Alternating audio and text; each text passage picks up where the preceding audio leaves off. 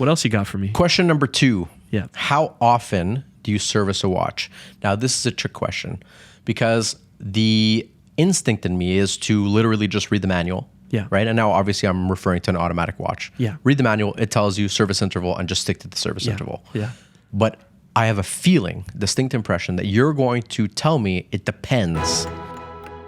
And it's going to depend on how often you wear the watch, the condition the watch is in, how you store the watch, and all of that shit. Reading the manual is a good place to start. Now, the problem is that you have to realize that most brands make a huge portion of their annual revenue off the servicing of watches, right? Where do you take your watch to be maintained? Yeah. Go-to answer is just take it to the AD.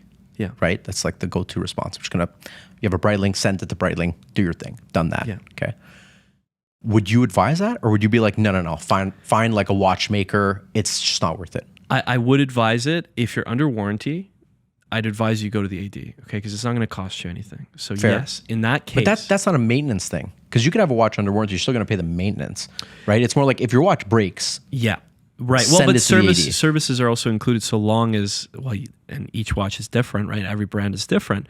But for Rolex, for example, they do not cover water damage. Even if it's totally the manufacturer's fault, they don't cover it. Here's the problem though. Sometimes there's actual issues from the watch out the factory that go unnoticed for some time.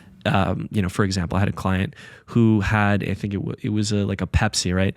He bought it brand new out of the AD, and within 2 months, it was going crazy. Basically, it was losing tons of time. Operations were not working as they were supposed to. Just it was kind of a disaster of a watch. Okay.